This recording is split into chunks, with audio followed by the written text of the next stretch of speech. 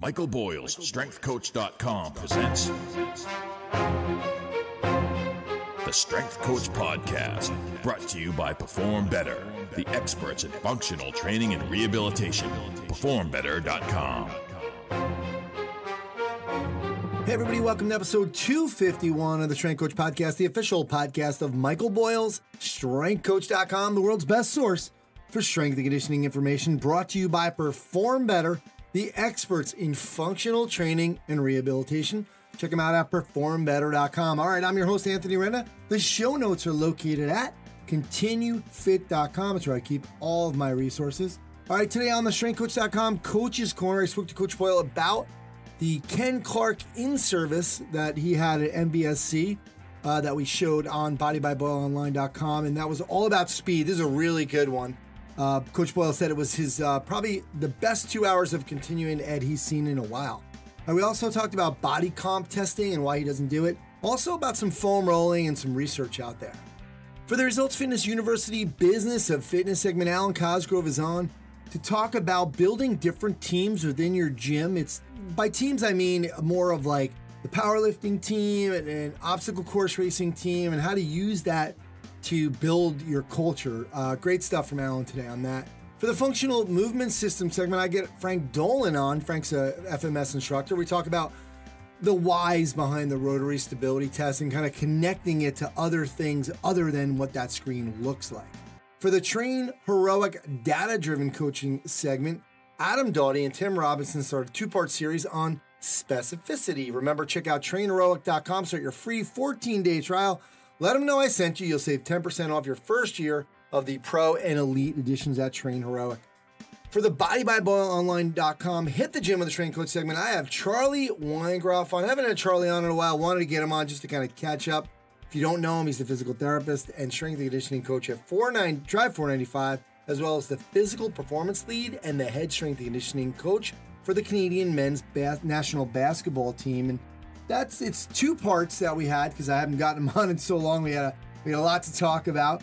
And I wanted to talk about his work with Canada basketball and this idea about building your team. A lot of people talk about it, and even though they have parts in place, they're not as successful as what these guys have done there in just under 10 years. The secret sauce and why it's been so successful and how maybe it can be replicated in a private facility as well. Talk to him about working with professional athletes separate from their team. So I know a lot of people do that, and a lot of coaches out there send their players in the offseason to other people. So I wanted to get his take on that. Also, training sports skills under fatigue. That and much more coming up. So lots of things to get to. Let's get on the phone with Coach Boyle.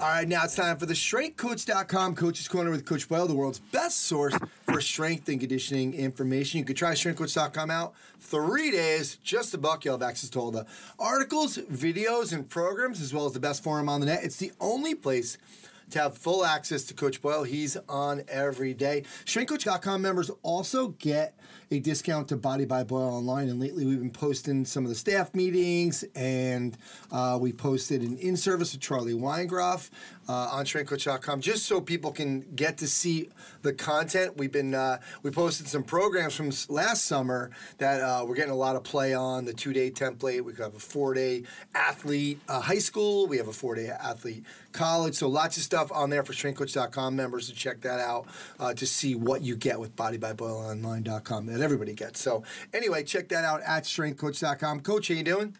I'm doing great, Ian. How are you? All right, hanging in there. The whole thing with Body by Boyle Online, too, it's kind of, being part of it now a little bit more, really kind of, sponsoring this show as well, is that I'm kind of going on there a little bit more and watching, a little bit more watching the staff meetings now, which are interesting. You had a good staff meeting on injuries right now. You're doing a little series on injuries, and you were talking about the knees. And then I was watching this morning some of Ken Clark's latest speed research and application. Great story how, just like called you up on a Sunday. Yeah, I'll be in Boston on Tuesday, and you got him to come in, and you guys filmed it. And I just started the one, but it's fascinating to me because I think he's a good argument for really looking at and getting crazy with kind of going deep with data, because he was looking at so much stuff, and he's applying that data too, like looking at ground force production and looking at, he was doing the test. It was really interesting about how quick the feet are on the ground for when he had everybody get their phone out and try to tap on the stopwatch on and off really quick, because the ground force, I think it was, 0.12 or something. I couldn't even beat 0.15. I think that was my best. I'm a little older though, so. But anyway, I like the way he applied some of this research to what he's doing. Just give us an overview, maybe some of your takeaways.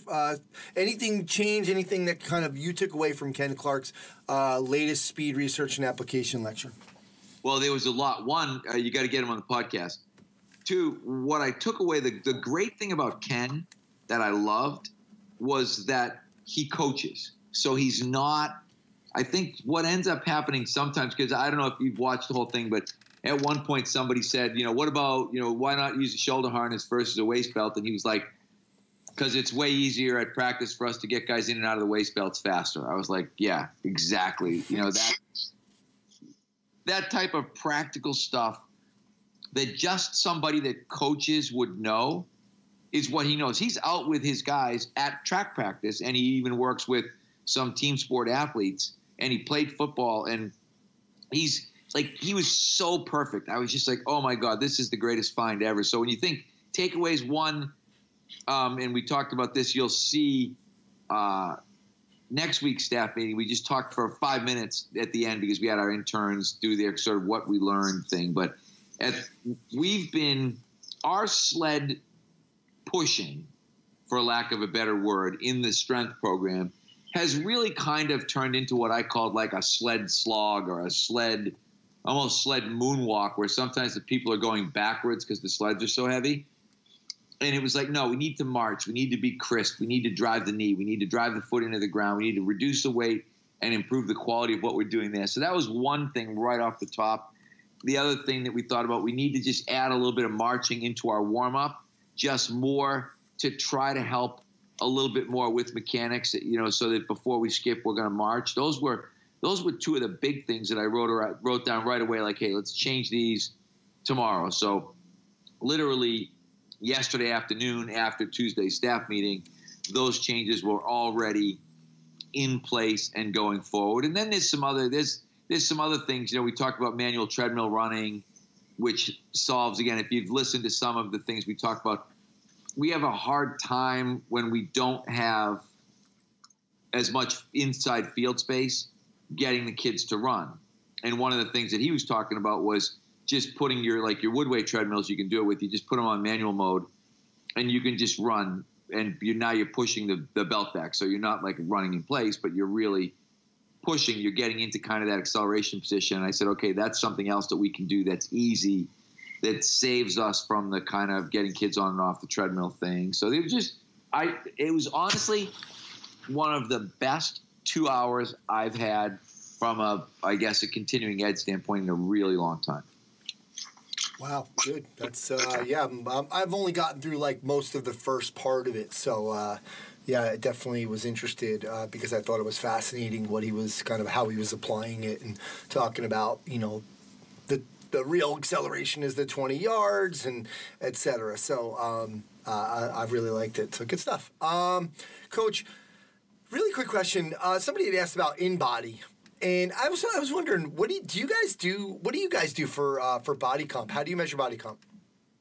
We don't, to be perfectly honest. I think body comp is another one. We talk about like the slippery slope stuff, and we do not do anything. With our athletes, the only people who we body comp are our professional athlete clients and basically our hockey guys during the summer, because body comp becomes a big deal for them going into training camp. We will use the Kramer Skindex, which I've been using forever, and I consider it to be a very, if we look at the statistical world, I would say it is a very reliable tool, even if it is not a valid tool. Do you know what I mean? In terms of, I don't necessarily know that the body fat that the Kramer Skindex says that you are is what you are, but I do know that we will get very consistent measurements if we have the same person doing the test. But for our normal clients, I do not like it's such an inexact thing. And there's been no, and we've studied every possibility, impedance, underwater weighing, all of these things that people can do. And none of them are very accurate, and most of them just make people nuts. And then I remember when the bod pod was big, and Athletes Performance got a bod pod, and they had all kinds of problems with the readings being all over the place and relative humidity and all these. It's like people are like, oh yeah, this can make it, this can screw it up, this can make it different. And so I just don't do it. I'm very comfortable with saying to somebody, I think get on the scale, particularly for a fitness person. If you're losing weight, that's good. And I think we've almost overemphasized the idea, muscle weighs more than fat and other things can be happening. I think that's in truth, I think that's a load of crap a lot of times that we say to people. The reality is, if you want to lose body fat, you probably are going to be losing weight. And that's just reality. So why not just get on the scale, be consistent? And again, even with the scale, you've got to be same time, same scale, because I know for myself, I weigh myself, almost every day.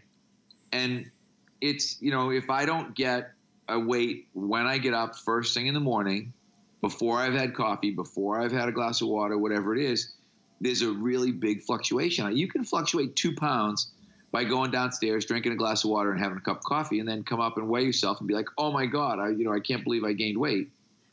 But you need to, with any of these measuring tools, any of these metrics, you have to be really, really super consistent. Yeah.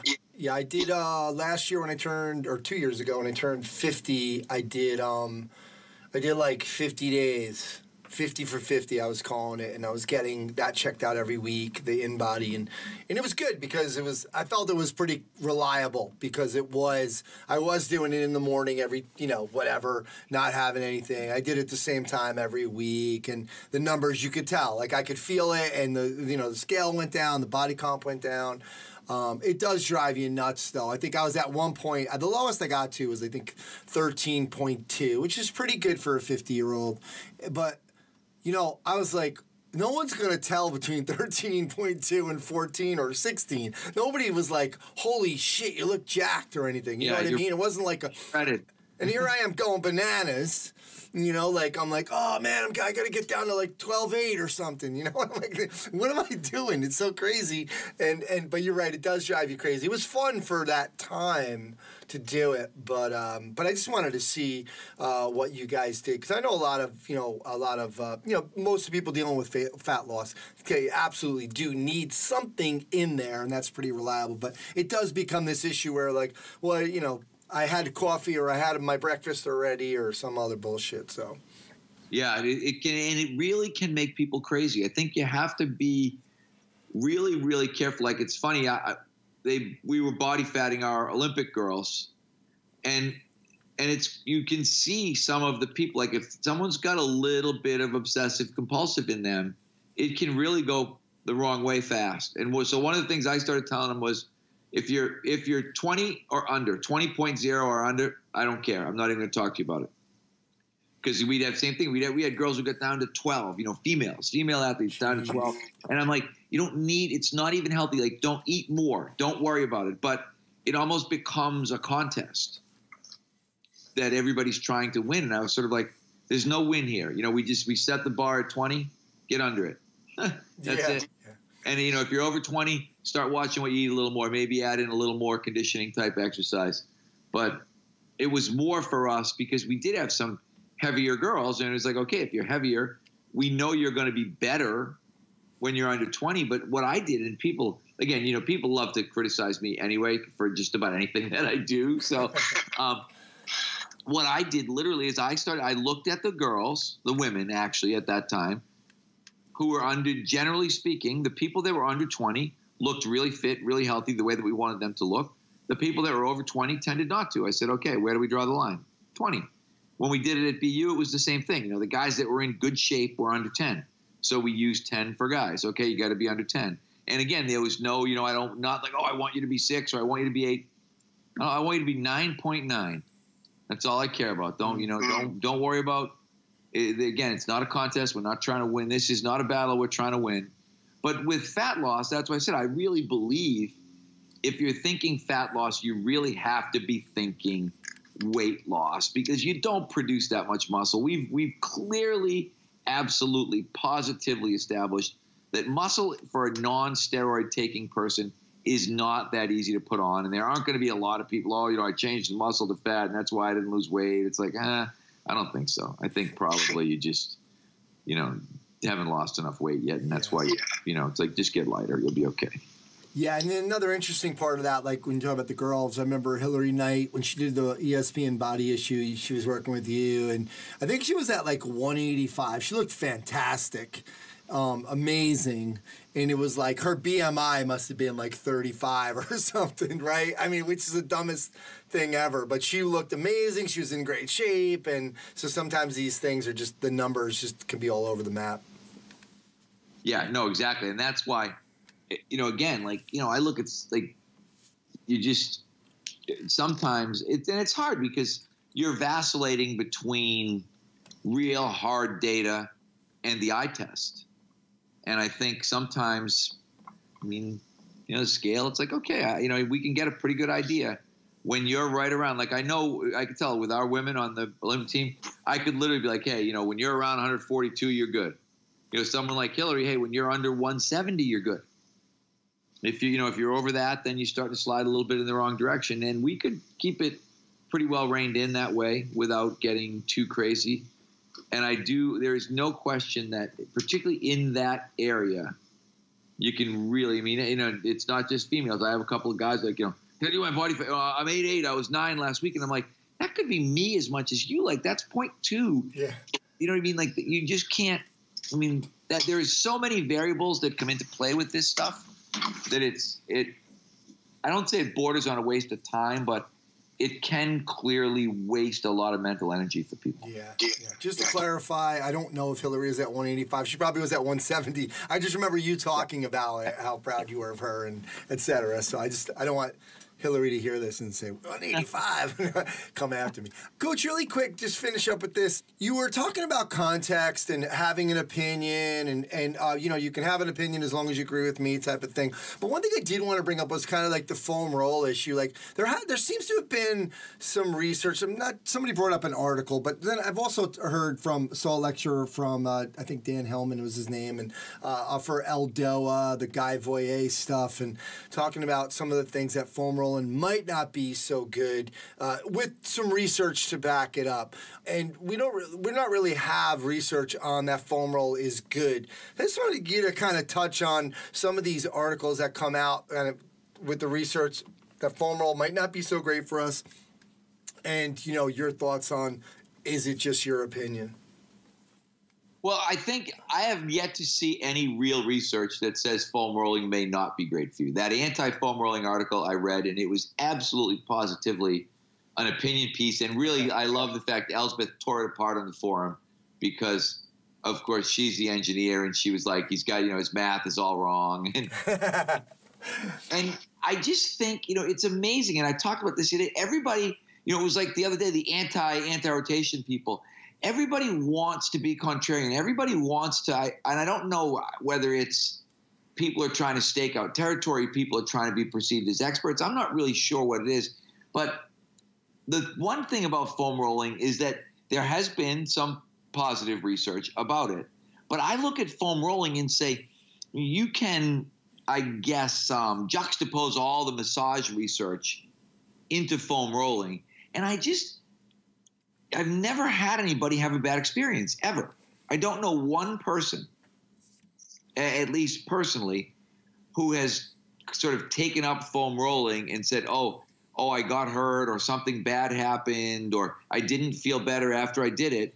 And I literally have hundreds and maybe thousands of people who said this is really good. And I get it. Like some people like, oh, everybody spends, I'd spend an hour a day, rolling. And I'm like, that's not what we're saying. We're talking literally in our situation, 5 minutes, 2 to 3 to 4 times a week with the foam roller, working on some sore spots, working on some hot spots.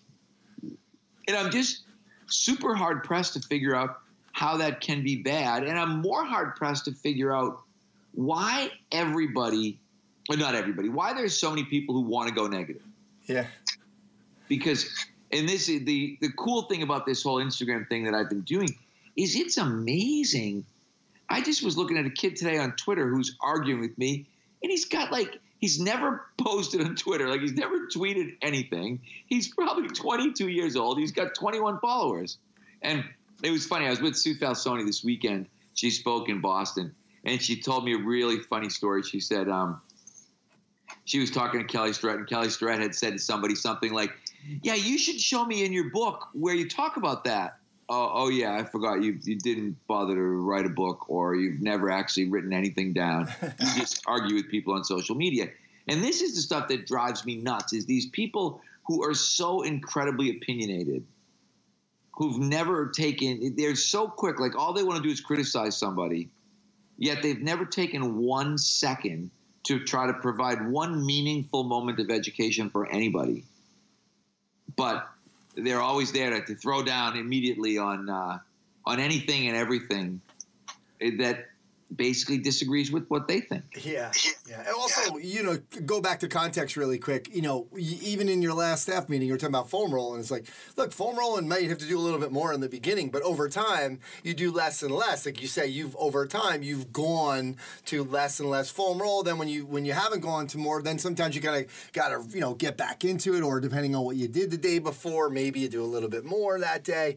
But it's not like you said, you're not spending 20 minutes recommending people to sit there for an hour every day, twice a day, doing that stuff. So. Exactly. No, and it's clearly not that. It's just, as I've always said, it's just that preparation. It's like the stretching thing. It's the same. We go through the same thing with stretching. And we roll and we stretch every day, and we are healthy. We have incredibly healthy clients. We have incredibly healthy athletes. I look at this and think, the thing that's always driven me to investigate anything is when something is wrong. Whether it's been chin-ups, or whether it's been foam rolling, or whether it's been stretching, or whether it's been unilateral training, everything that we do that might be a little bit different from the norm was generally driven by some desire to make somebody or some group of people healthier. So as a result, we ended up finding a solution.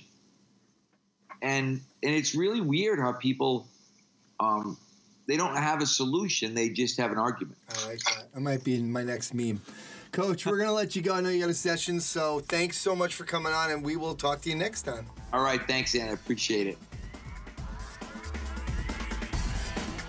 All right, guys, right now at Perform Better, they have 20% off their best sellers, including med balls, foam rollers, ropes, dumbbells, kettlebells, you name it. All the best sellers, 20% off. The next Learn by Doing one-day seminar is in Nashville on March 30th. That's with Ian Jeffries, Martin Rooney, and Bill Parisi. After that, it's Baltimore on April 13th with Gray Cook, Josh Hinkin, and Alan Cosgrove. Great lineups on both of those days. Don't forget the Perform Better Functional Training Institute as well. Speaker School, April 4th to 6th. Functional Strength Coach 7 with Coach Boyle. That actually might be sold out. It's called Change is Good. You go first, April 28th. And then on May 18th, Guy Massey, Developing the Modern Athlete and Client. Check out performbetter.com for all their products and info on their educational seminars.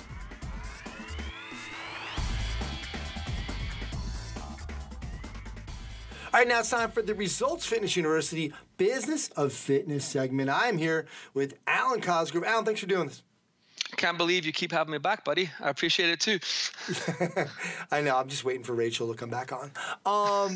Alan, somebody had asked recently on StrengthCoach.com forum, Michael Bistani, he had asked about a new client coming in and said they plateaued. It was looking for something different. And you had actually approached this in your speech a couple of years ago, training the executive athlete 2.0, and it was more about like, hey man, once they lose the weight, great, or they achieve that first goal, then it's like a maintained thing, but then it's like, I'm bored. I don't have anything to do. Yeah. You talked about kind of building these teams, like you have a powerlifting team and a running team, and now you have an OCR team.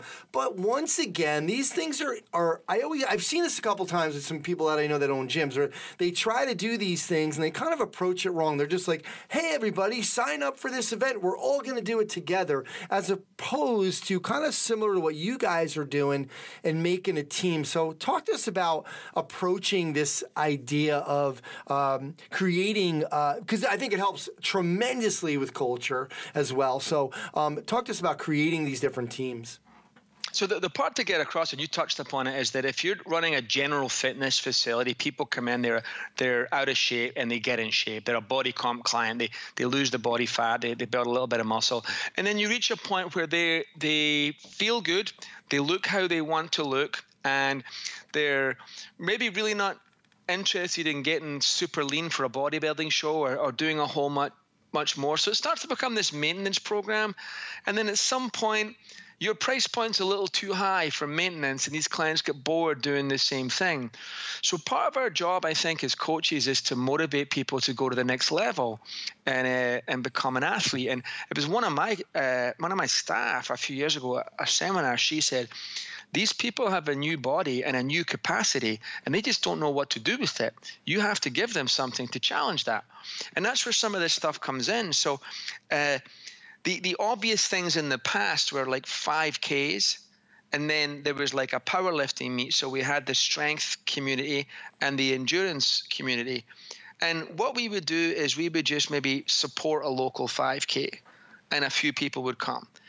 But then with the advent of the obstacle course racing stuff, there's sort of this hybrid in the middle for the not runners who are not powerlifters that seem to be really positive.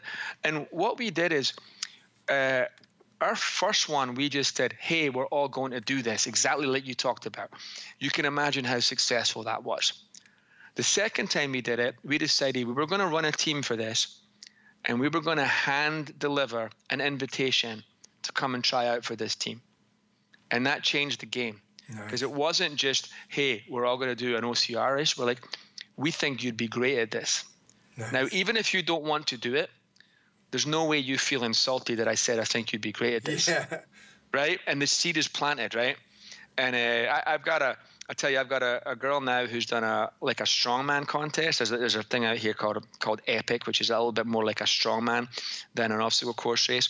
She's done the tactical strength challenge, which, by the way, if you're involved in Strong First at all, that is a fantastic event twice a year that a lot of your members will do. It is kettlebell snatches for reps, pull-ups, and a deadlift. And it was super popular at our gym.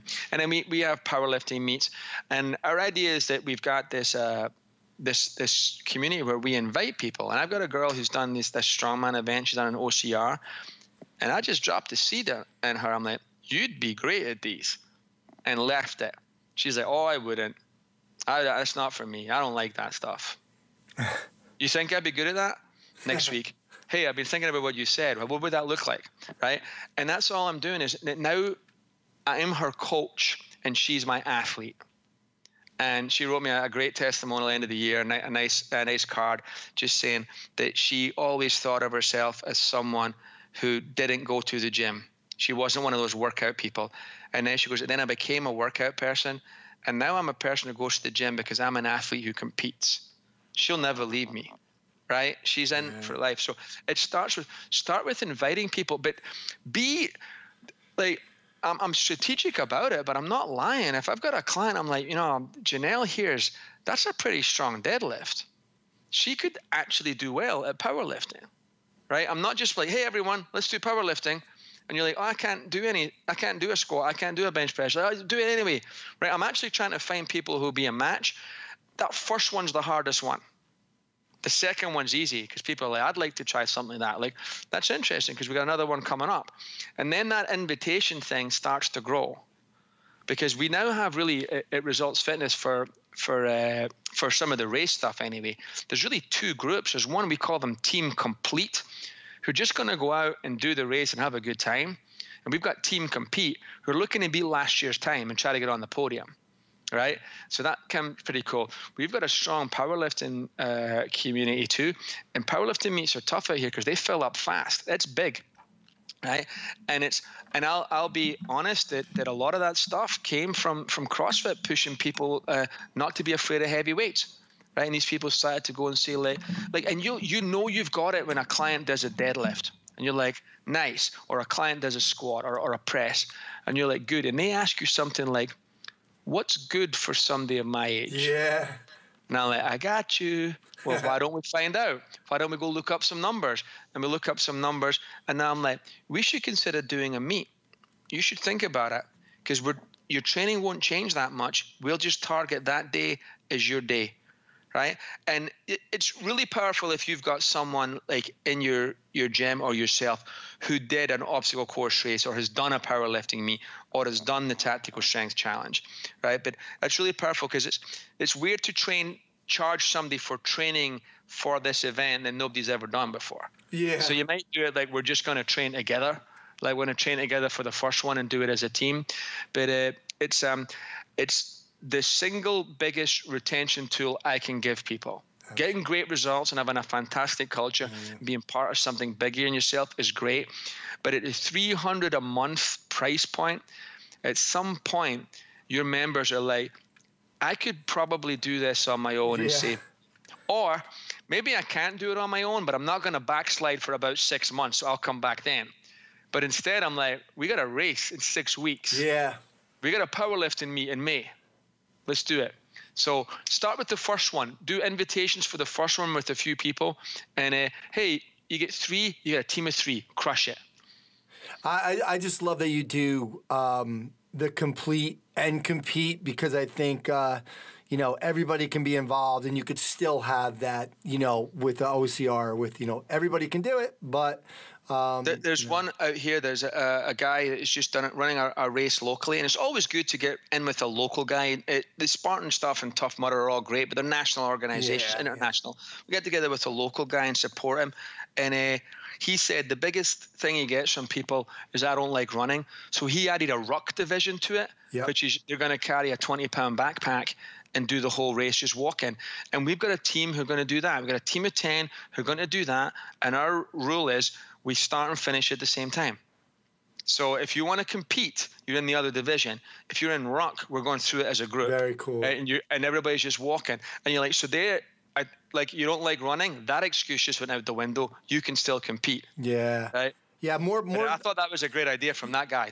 Actually, I might be doing a 12-miler up at West Point, and it's half marathon, because they added a ruck division to it. So I do some rucking with Go Ruck, and so I wouldn't do the run. So I'm interested in doing the ruck piece of it, and that's very cool. All right, good stuff, Alan. It's a cool little division. You're like, we found something for every. The obstacle course racing seems hardcore, but there's different levels of it and different kinds. But on one end you've got the runners, on the other end you got the powerlifters, and you got all this stuff, the TSC and the OCR stuff in the middle. That you can find stuff for almost any client. You can. I'll remind everybody, I did 4 episodes with Rachel on how to handle some of these things while you're part of it, while you're competing as well, how to handle employees, how to handle intimidation factors. So go back and listen to those. So Alan, thanks so much for doing this. This was the Results Fitness University Business of Fitness segment. Remember, check out resultsfitnessuniversity.com for all their educational workshops.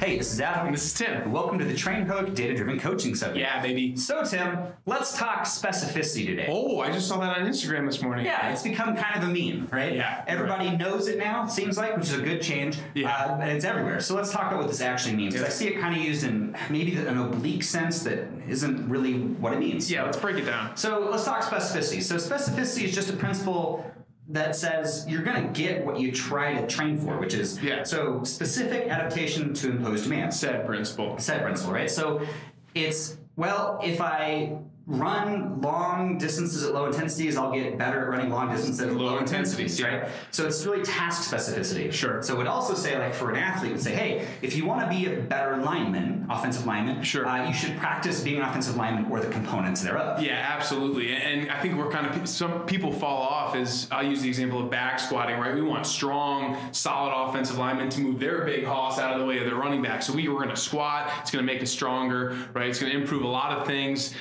It's going to, we do a lot of things to reduce the likelihood of injury to keep these players available. That's not super specific to football, though, right? So it's not necessarily, squatting isn't football specific, but it sure does help. Yeah, being strong doesn't make you a better athlete, but in a lot of cases, yeah, it helps, right? Right. So if we talk about task specificity, you'd say, well, you don't need to squat deep as an offensive lineman, but you would say, well, okay, I can see where forceful leg contraction would help you do that, right? So it's kind of weird to talk specificity. It's hard to, right? I think that way because it's less of the skill than a general attribute you're trying to get. So I would say, like, okay, so will it transfer is actually the question. That's I think the key. that I would ask. That's more the key. That, okay, so does the ability to lift heavy things forcefully, to be really strong in general sense, like, does that transfer to being an offensive lineman? Sure. Right?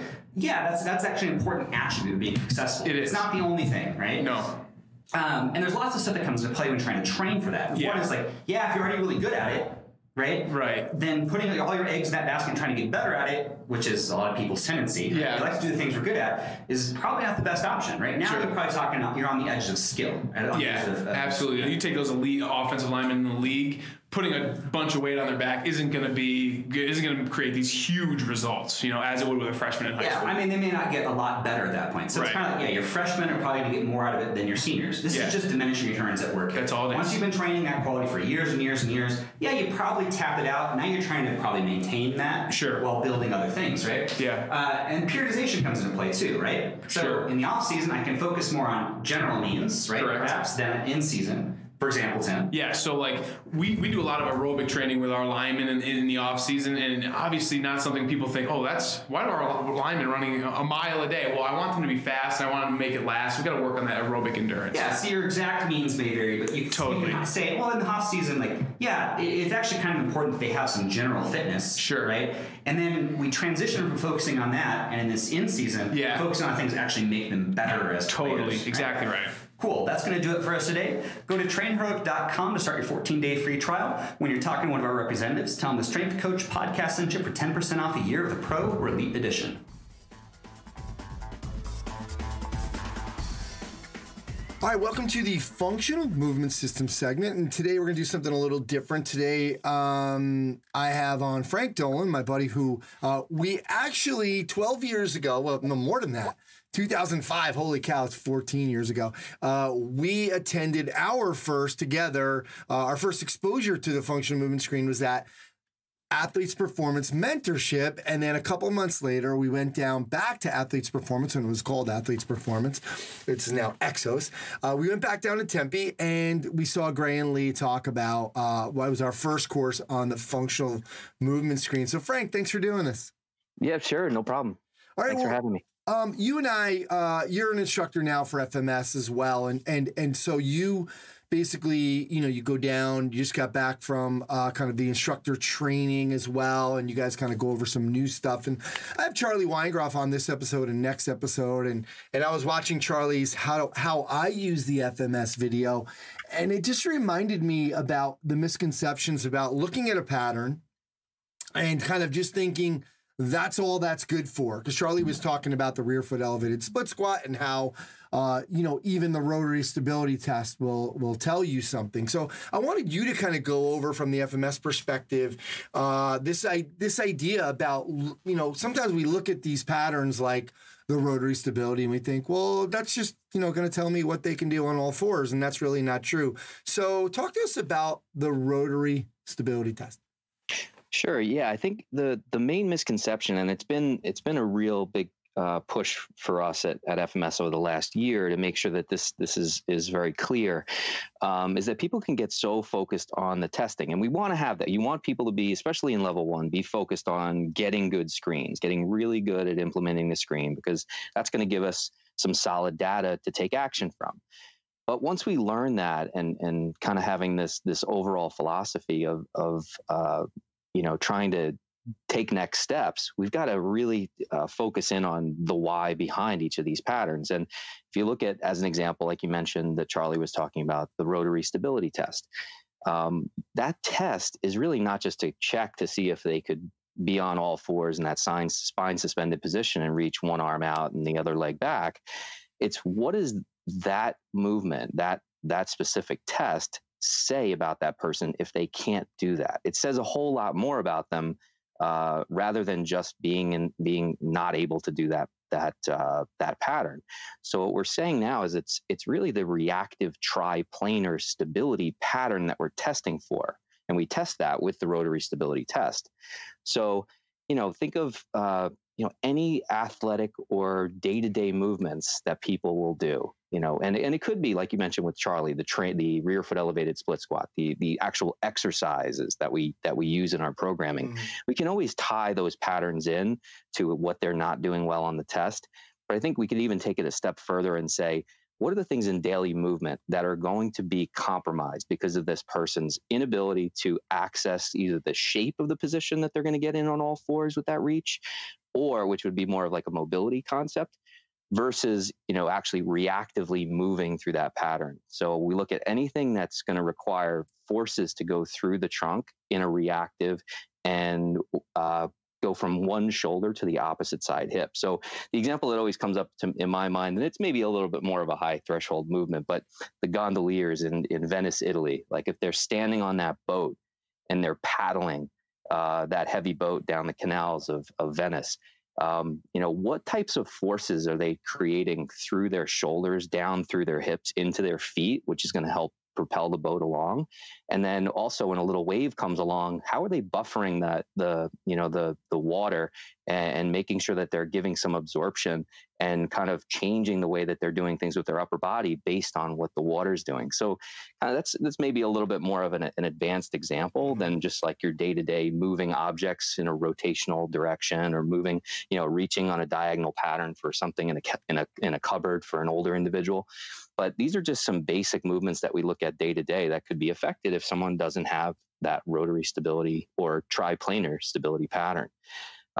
We could even look at it from an athletic standpoint. Any sport, which is plenty of sports, especially our team sports, that you need to buffer rotational force as well as create rotational force by throwing implements or objects, buffering force, coming into us from opposing players. It doesn't mean that just because we pass that test, we're going to be able to, take a hit into one shoulder and be able to buffer that. But at least we know that they have checked the box on the basics if they can at least pass that test. Yeah, absolutely. And that's the interesting piece of it, is that looking at it from different parts. I know Brandon Rearick did a really good presentation at Perform Better, looking at each movement and then showing kind of an athletic movement, almost like turn the pictures around, like, kind of re-image, refocus them, like just turning them upside down and to show you. So it was really cool. But you know what, Frank, stay on the line. For next show, I want you to talk about probably the most misconstrued one is the trunk stability one, with the trunk stability push-up. So thanks for doing this, first of all. Sure. And I'll remind everybody, you guys can check out functionalmovement.com for more information. All right, now it's time for the BodyByBoyleOnline.com Hit the Gym with a Strength Coach segment. Remember, become an insider to Mike Boyle Strength and Conditioning with staff meetings, in-services, and complete access to the MBSC programs. As a matter of fact, today's guest, Charlie Weingroff, we just posted on StrengthCoach.com as a preview to Body by Boyle Online. We posted his 2014 in-service regressions and lateralizations. And so I had Charlie in my head. I was like, I haven't had Charlie on in a while. But just for those of you that don't know, have been living under a rock, Charlie is the physical therapist and strength conditioning coach at Drive 495 in New York City, and he's also the physical performance lead and head strength and conditioning coach for the Canadian men's basketball team, national men's basketball team, which we're going to talk about. So, Charlie, thanks for doing this. What's up, man? How are you? I didn't know. I might be the one living under a rock. I don't know.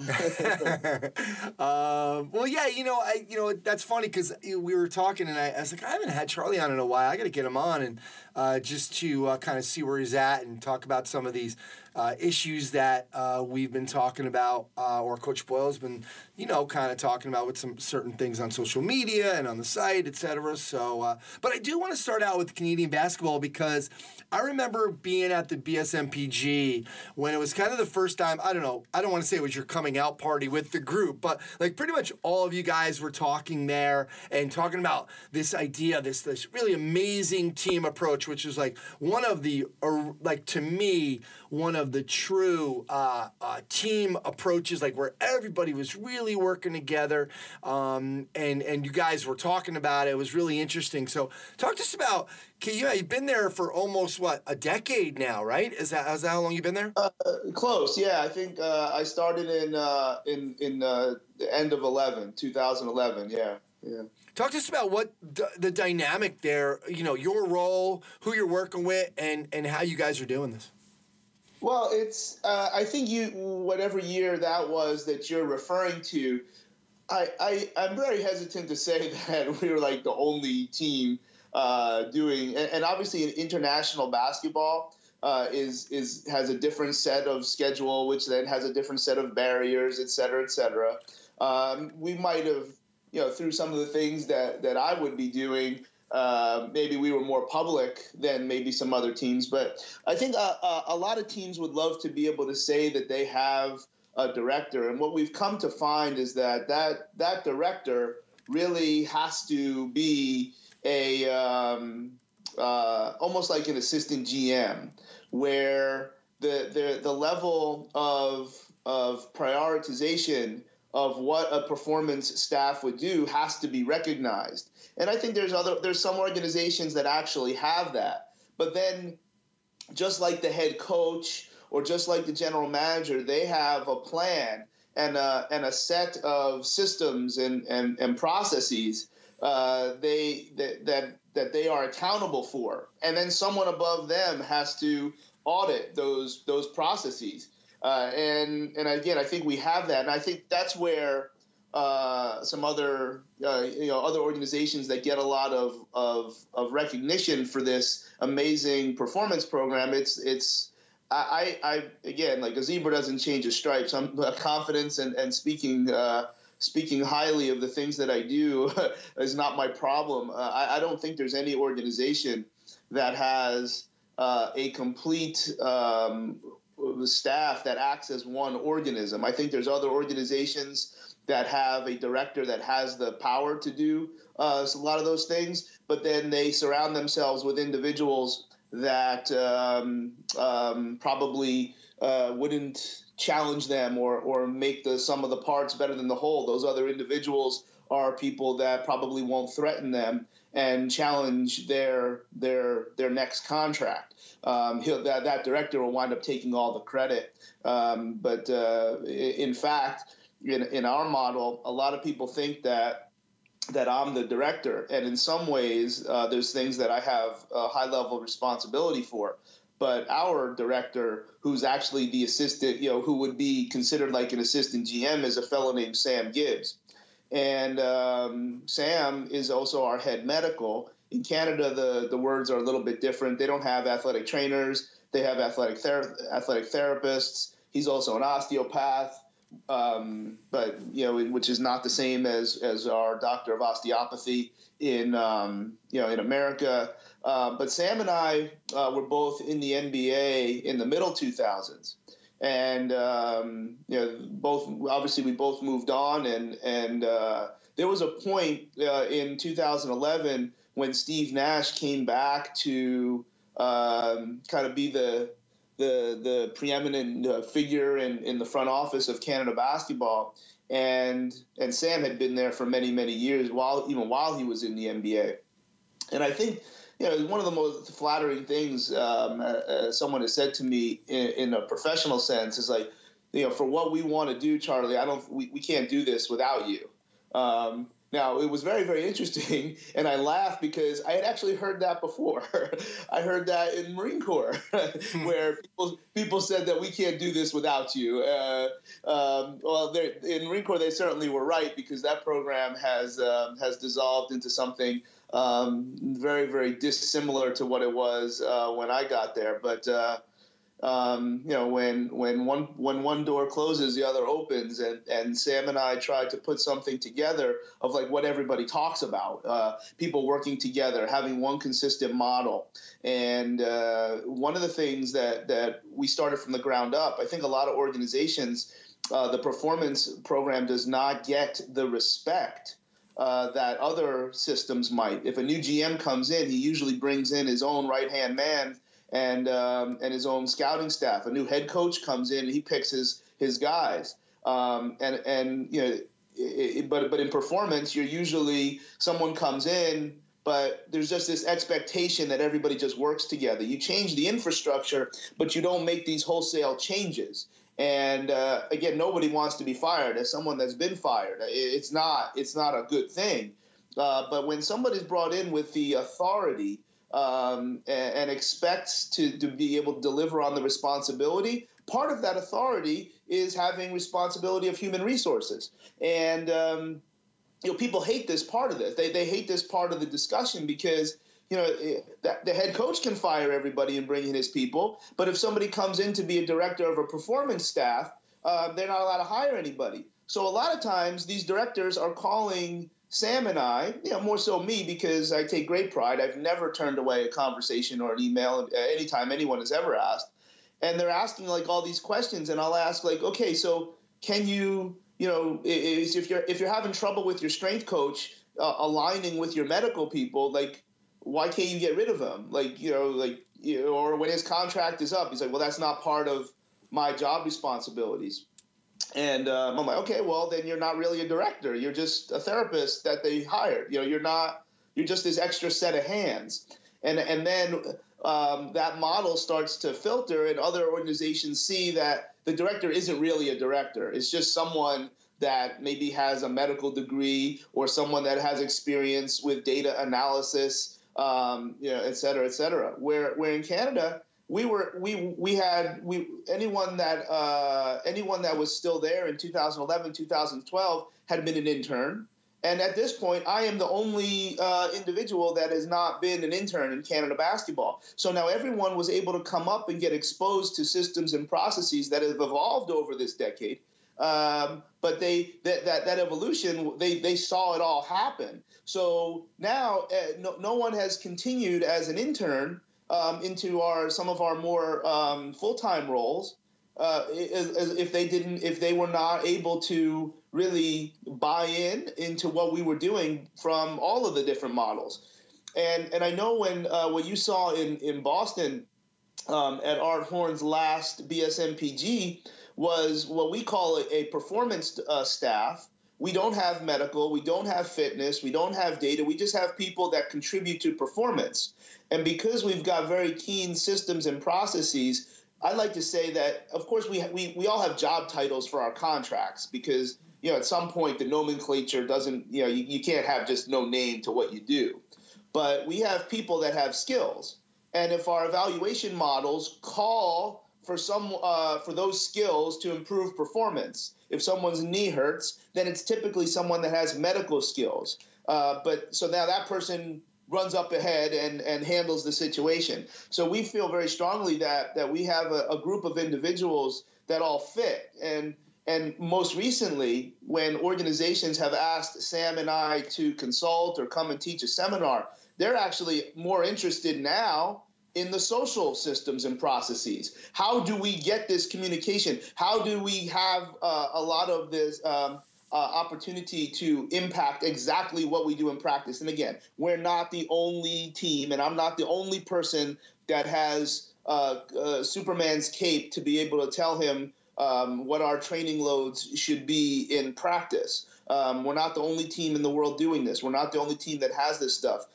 Maybe I'm choosing to be public about it because, number one, it always feels good to be recognized. That should not be, discounted. But also, it can be done. Like and the biggest thing that we're starting to see is the social systems and processes of how do you get all these people to work together, and how do you get these other people to work together, and these other people to work together. And that triangle is the front office, it's the coaching staff, and it's the performance staff, because that's the next step. It's how do you have this one very, very complete system? And I've been in some really cool conversations where the GMs are understanding the next level, that the performance director isn't just deciding movement, output, readiness, and sensory systems. This is now something that, if that really makes sense, everything that we do for movement, output, readiness, and sensory systems should be complementing the style of play that the coach wants to play.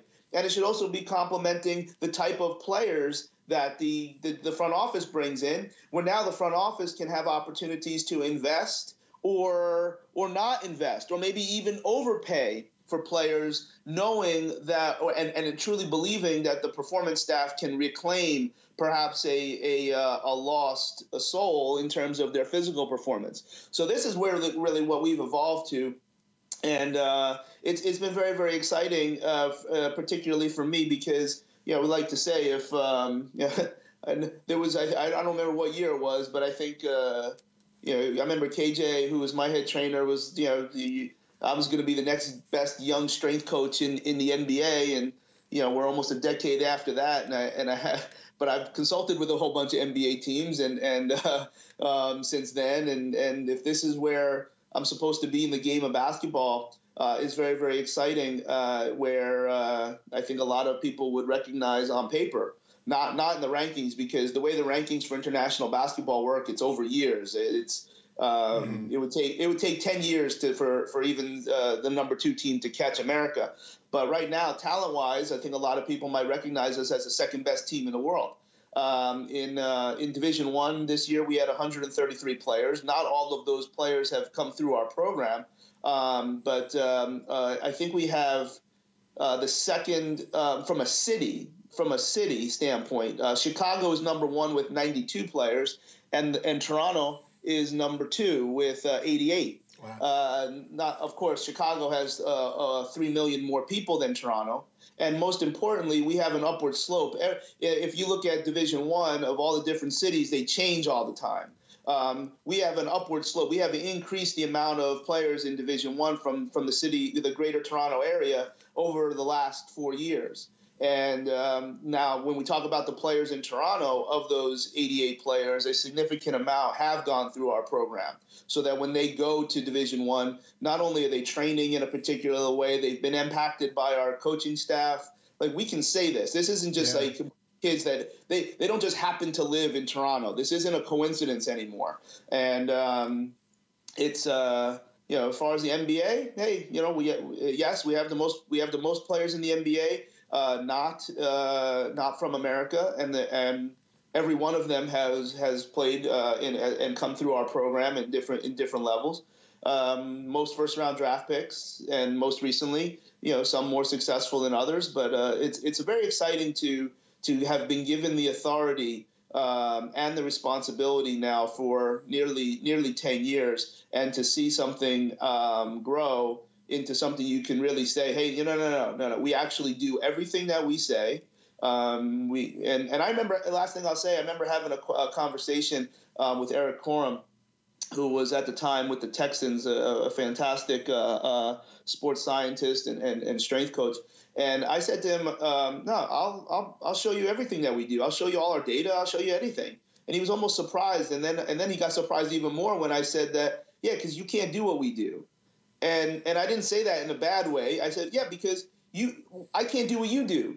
Like data is not secret. Like what we do is not a secret, because it's all the secret sauce, if you will, which is a term Sam likes to use a lot, is all in the people. Like, if you don't have the right people, none of this stuff works. I don't think what we're doing is so special and amazing from a scientific level, even though, we got some people with good sets of hands and a good head on their shoulders. But it's the right people and the right mix and other people then working with them that really make this click at a business level. So that's been very cool to see, and hopefully we can get the job done this summer and demonstrate that we are who we think we are. Charlie, would you say then, like, if I heard this correctly, kind of almost the missing link then is this idea about the director of sports performance, let's call it, needs to be able to hire his team all the way down, hire and fire from that human resources perspective like you were talking about, and be able to work with kind of up top with the front office and the coaching staff to kind of really be able, so it's a completely different level instead of just saying, okay, this guy is nothing. He doesn't have any control over this staff. We have control up at the front office, or the coaching. The coaching usually does, right? So it's really almost that idea of giving that director the autonomy to kind of bring a staff in, make that, because you just said the secret sauce is in the people, right? So he's got to find those people and have this cohesive team. That's absolutely right. Where a lot of the this is maybe the beginning segment of when we've consulted with some teams to talk about exactly what you just asked. Everything that I say comes now from my own experiences. And why should you listen to me? Because I have failed miserably. I just told you I was supposed to be in the NBA, and it's still 10 years I haven't gotten back. I interviewed many, many times, but not gotten back. When going to MARSOC in 2009, it was the exact opposite. They had all these grand plans, more money than God, a fantastic individual at that time that I was working with, who unfortunately decided that he needed to preserve himself more than the program. So it had two people that could really handle the job, except you had a bunch of coaches that were working at the YMCA, and this one was married to this Marine, and this one, these were all people that had minimum standards. More importantly, they were actually told that they didn't have to listen to anybody. There was no system in place. They could just do whatever they wanted. And did that program fail? At least in my eyes. The program doesn't exist anymore, so it certainly did fail. Was that because Brad and I were garbage and not good, or was it because we were handed garbage and these people just weren't the right fit? Or maybe I wasn't the right fit. Maybe if someone above had recognized that, hey, we already have all of these coaches and therapists hired, we can't get rid of them for 1 year. Maybe we should not bring in someone that has a system that these people can't fit. And not only does that not only is that crucial for the performance department. Remember, the output of the performance department what do we do? What we do is to win games. Well, if you have a coach or a manager or a technical coach, whatever it's called in the sport, that doesn't value what the performance staff is providing, then the whole thing is a mess. Where not only should that director, if it's at the professional sports level, the players, everybody knows what everybody gets paid. So if that individual is getting paid well, the players will respect them more. But more importantly, that they have this very, very keen role that it's that everything gets tied together. And you see a lot of these examples in other sports, like in college football. Or in a global football in Europe, where the head coach or the manager always has his own strength coach, and he always has his own fitness coach, and a lot of that frustrates people because those people don't typically meet the standards of their own training. Which I would agree. Like, you could look at what we see in Division I football, and I think a lot of those things can pass judgments. But on the flip side of that, the coach wants that guy there, and that's why he's getting $600,000 to do what we think is not above board training. Well, what is it that they're doing well? Well, that individual probably complements what the head coach is doing, and that's not to be minimized. So if you don't have that link, then ultimately the success is under a ceiling. And I think you're right that the next evolution of this is really having a great connection to the front office, whoever decides to pick the players and whoever coaches the players. Then we sharpen the knives. That's when things can really, really click, and you can start to really develop some incredible athletes. Charlie, how do we, we'll throw Drive 495 into this really quick, just from the perspective, there's a lot of people listening who might, own their own facility, and we've tried this, at certain facilities where we, say, okay, we're going to look for a physical therapist, but some of us might say, you know what, I don't really have somebody I can partner with. And then there's also other rules and laws involved in, whether or not you can hire a physical therapist for your facility, or they have to be the subcontractor, or they have to come in, whatever. How do we replicate this kind of idea? What's the best way to replicate this in a private facility? Are you able to do this in a Drive 495? Well, we certainly used to do it. Yeah, it can be done, and a lot of the only reason it was successful is one individual is going to say, we are going to do it this way, and all the legal stuff of getting a therapist in that can always be figured out. But ultimately, how does any model, any business model, it says that we're going to do it in a particular way first. And once you have that figuratively on paper, you then populate that plan with the right resources, whether it's equipment, whether it's layout of the gym, but most importantly, it's people. And you're not going to be part of this system unless you have the values that this system has. And now it goes into interviewing, and it goes into culture and a lot of these words. But it has to start with one person.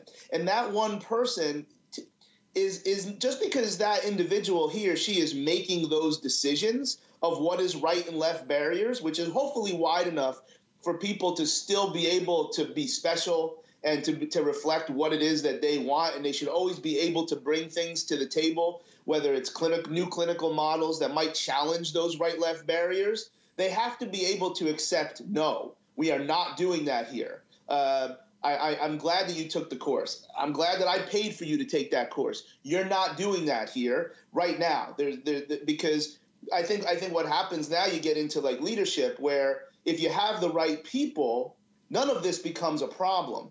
If you don't have the right people, those things, then those individuals always want to hear about, well, you got to let your employees make their own decisions, and you let them be a part of it, et cetera, et cetera. That works brilliantly when you have selected the right people, the way Apple and Google and IBM do it. But when you have to inherit individuals that might have been the right people before this new infrastructural change happened, they may no longer be the right people anymore, because all of a sudden you have this setup. Now, in a gym setting, the biggest key of the values is that the gym has to be willing to concede making money to the therapist, and the therapist has to have a model where they concede making money to the gym. So there's got to be a time that somebody walks into Anthony's gym, and Anthony has to say, you know what? You are not going to be a member of this gym right now. You are going to work with the therapist. And that maybe that's not the words that are expressed to the customer, but maybe there's a way Anthony doesn't make a lot of money because the skill set of those trainers can't fit. And if you do it the right way, the way we used to do it at Drive, then that all evens out and everybody can make money. But you have to have those. That's a very interesting value of where a therapist has got to trust the trainers. And those legal issues make it a little bit easier when the therapist owns the gym. But there's always ways to work things out where if the trainer has to be like, no, you're better off with this other person. I don't care if I don't make money on this deal, for as long as it takes until my therapist says that it's okay. And when you can have those values, it happens very, very quickly, because you can go back to my first DVD. I mean, you just run the model ideally, and the therapist can see the person now one time a week, and the trainers can do everything else under the the suggestion. No one is directing you're not following directions. You're taking the suggestions, but those suggestions will be followed when you have the right people. When you have trainers who would rather be therapists, or you have a gym that it's more important for them to collect the rent more so than build this incredible organism, then it won't work. It won't work. And I think that's the key value of how this works in a gym setting. Yeah, good stuff. Charlie, let's kind of segue this in, because you're working with some professional athletes who come in a lot of times for the national team who might be playing in the NBA, right? Is that how it happens? Do you have NBA players who that play for the national team? Yeah, it's a very convoluted setup because international basketball, when I started, was only in the summer. So you'd only play once. Okay. And then, everything else you'd be developing, the kids or checking in on them over the year. But now it's 4 times a year. So at least twice out of the year, November and February, the NBA players can't play. Mm-hmm. And the EuroLeague players can't play, because unlike in global football, all the first division teams, they all stop. It would be like the English Premier League ceases play, so all the players can play for their national team. The NBA and the EuroLeague, which are the 2 top leagues in the world, they don't stop. Yeah. So you have to have a deep roster, where we do. But for instance, Slovenia, which finished second in the Euro Cup, that means they were the second best team in Europe. They didn't even qualify for World Championships, because without their NBA players, they couldn't even compete. So it's an interesting setup. So that's the perspective of this summer, when all the NBA, well, hopefully, because the players don't have to play, that team will probably look very different than the guys that pulled the heavy labor to have us finish first in the Americas.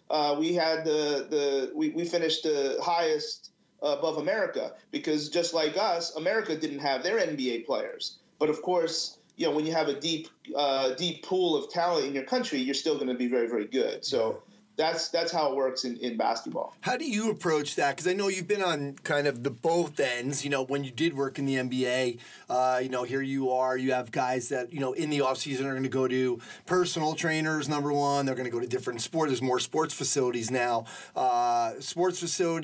And then there's obviously, you kind of have a situation where, sometimes your guys are with you, and then they're going to their teams. How do you work that kind of delicate balance? How does it work for you?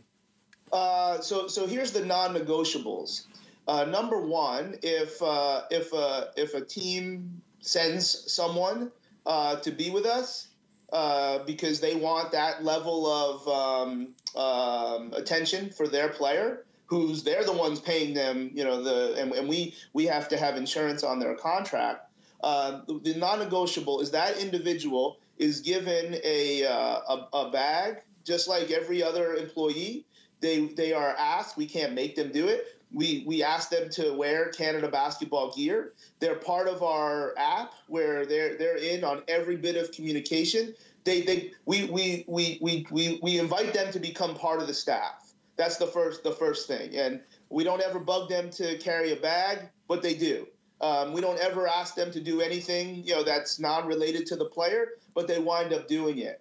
And we try very hard to be that. So that's the non-negotiable. Whether they actually wear it or not, we've never had someone not wear it, but we've had multiple staff members from other teams. The goal is that you wouldn't know that they weren't with Canada basketball. Number two is a little bit more delicate. If a player shows me a program that is from their team, I will never tell them to not do it. I'm like, dude, here's the deal. You gotta listen. We can say whatever we want about this piece of paper. We both know, again, I'm not going to say, what I would typically say to a player. But I can't. I'm not. You either do your own thing, or you're going to do what's on this piece of paper, and I'll help you do it. Because if I overrule that, And then by hook or by crook, a 120-pound dumbbell falls on so-and-so's foot, which had absolutely nothing to do with the program, then all of a sudden we jeopardize the relationship with that player playing with us again. That being said, most players don't pull out that piece of paper. It happened earlier, so that's why I give you a real example. And when we have weight room stuff, the guys come in and they do what we do. And we're very much in a competitive season. I will say that we're very proud of and very quick to be able to work together when teams, I'll talk more about the positive ones that, like with Bill and Eric Ferran in Miami. We've had tremendous conversations and discussing what we do with the players that we share because it's their contract, it's their money. And but at other times, I'm like, hey, do I need to send any reports to your team? And it's a very sarcastic response. Other teams are not interested. They don't care. It's not part of their values. It's not part of their systems and processes to really worry about what their player that they're paying $100 million is doing with the national team. So that's it's delicate. We've got a couple non-negotiables, and everything else is just play it by ear. Some teams are very, very excited to communicate. Other ones wouldn't even know their number. Yeah. It's I'm sure you get all kinds of situations in there. So yeah, I'll say it. You don't have to say it. Like, I think what I'm saying doesn't surprise anyone. Yeah. And that's okay because no one's looking to show anybody up. We're looking to win basketball games, and if my players are doing better things during the year, that means I've got a better chance to win a gold medal. And if when they're with us, they're doing better things, that means they show up healthier, in better shape, and hopefully with better habits. So now the NBA team wins games. Any view other than that is childish. Yeah, it's definitely an important lesson for people out there to listen to really understand that, and it's really an egoless approach. There's no other way, and just like I said before, from all of my mistakes, I probably didn't always have that view. I don't think I was ever that guy. Like I was always, like we were talking offline, like when something goes really, really sideways, I disengage. Like I just clam up. Whereas, believe it or not, some people think I'm shy sometimes, or like it's a really strange attribute for me. But I probably didn't have that same egoless view towards things, where I probably would have been, even on a podcast like this, been much more aggressive in my communication, describing the truth. You can all tell I'm using words and I'm stammering and saying, because just because someone doesn't share your values doesn't mean they're a bad person.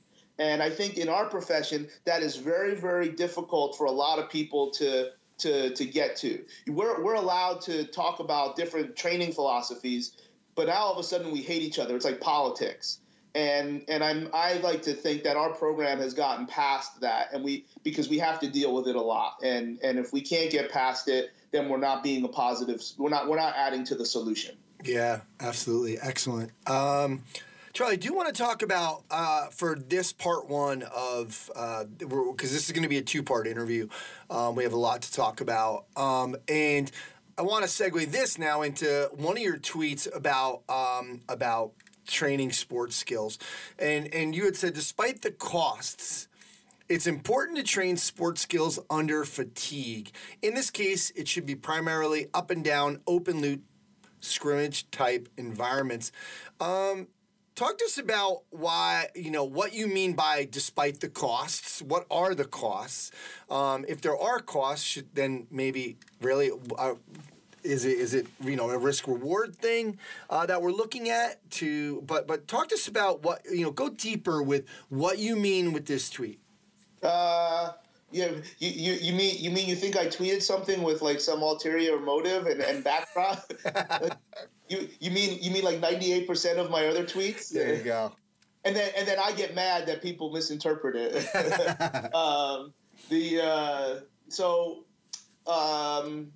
I'll start with I got to do this the right way. I got to go positive, negative, positive.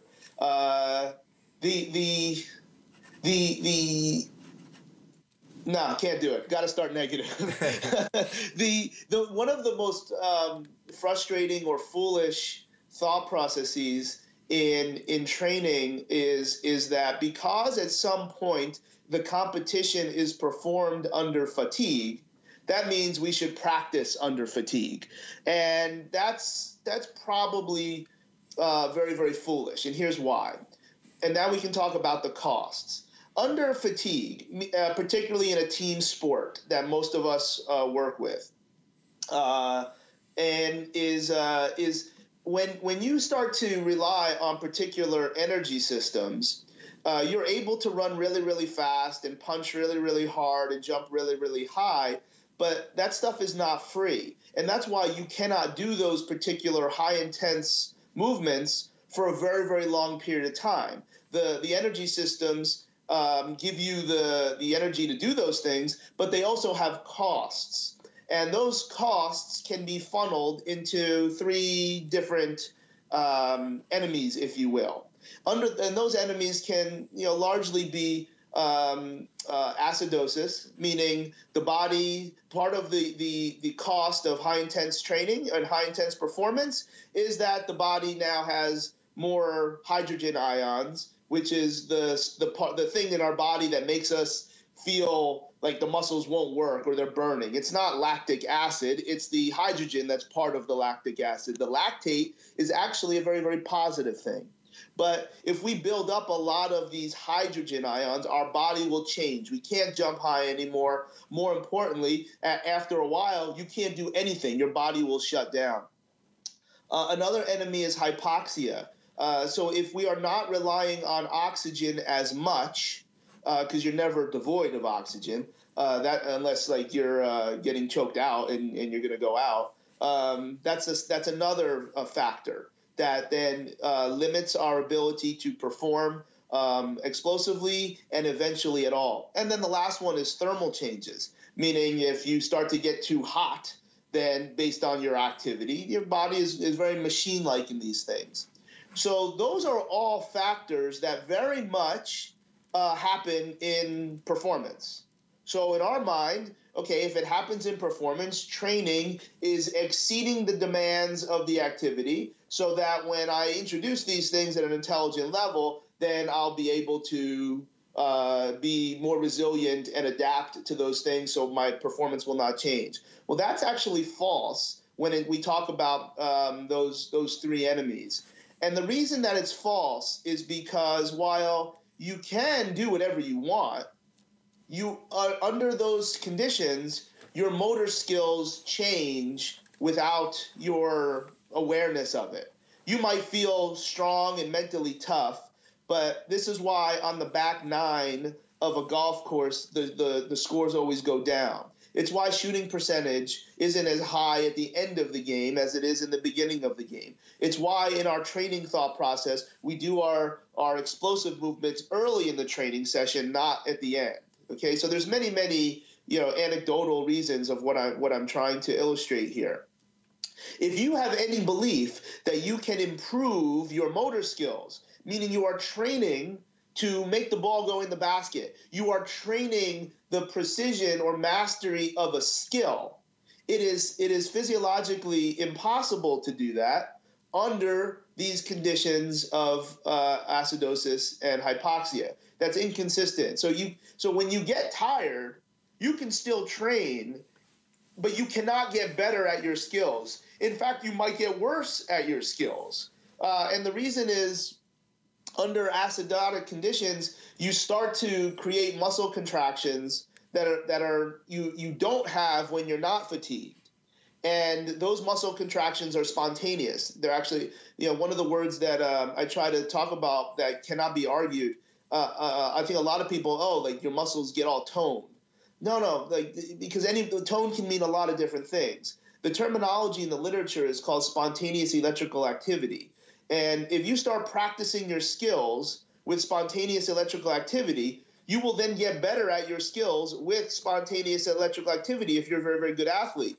Except when you perform and you're not fatigued anymore, you've now practiced a completely different environment.